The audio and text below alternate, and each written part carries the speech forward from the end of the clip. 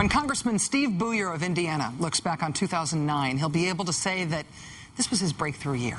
This was the year that all of America learned that it looks like Buyer, but it sounds like Buyer. This was the year that he got a national profile for all the wrong reasons. First, there was his argument that smoking tobacco is really not that different than smoking lettuce. Yes, he is a big recipient of R.J. Reynolds donations. Why do you ask? Then there was his outrageous argument that health reform was a secret plot to hurt veterans. But what's making him really nationally famous now is his charity, the Frontier Foundation, which was supposedly founded to give Indiana kids college scholarships, but which in its 6 years of existence has yet to actually give out a single one, even though it's raised over $800,000. Last night on the CBS Evening News, investigative correspondent Cheryl Atkinson interviewed Congressman Buyer about his foundation, asking him first why the offices of this mysterious foundation were empty. Why doesn't the Frontier Foundation have a physical address currently? Well, I think, first of all, you got to ask the foundation that question. The foundation, the president of the foundation called me last Thursday night, I think the 29th, and they'd held a board meeting, and she wanted to tell me about some of the positive things that they were doing, and one of which is they wanted to immediately relocate, and they did. They moved out that night. And I think that was a good thing, because that's about, I spoke with the foundation when I told folks in Indiana that I would do a review. I was so focused on helping them achieve their goal of $1 million endowment that, I didn't pay as much attention to appearances as I should have. Appearances, what things look like. A reasonable concern, it has to be said, when the congressman's foundation is raising money from companies who have interests before the congressman right out of the congressman's campaign office. In retrospect, do you think it was inappropriate that they were co-located with your campaign office? I guess I was so focused on them wanting to make sure they could save money, they could save money. The foundation spent more than $100,000 on fundraising and sending the congressman out to play golf in exotic locales with corporate donors, while at the same time doling out precisely $0 in scholarship money, the cause for which it was purportedly raising all those funds. Where did the $25,000 to start the foundation come from? You know what? I was asked that question, and I don't recall. How can you not know where the $25,000 came from? I'm serious. I don't recall. It could have been from pharma.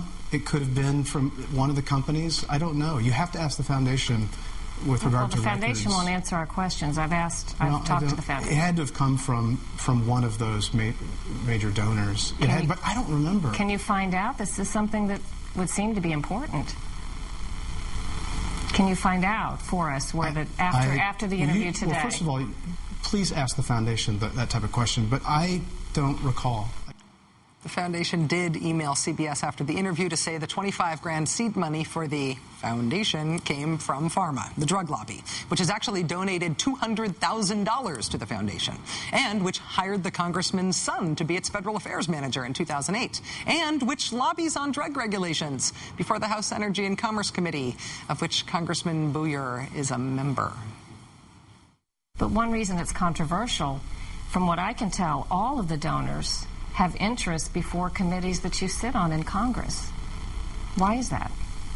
Well, the committees in which the corporations in which provided support, like as I said, were those original companies, and I also would say that these companies of whom have contributed do not assume, I've seen your follow the money piece before, I saw what you did to Obama, so please do not assume that if a company contributes to the foundation that somehow that's some type of influence upon what I'm about to do.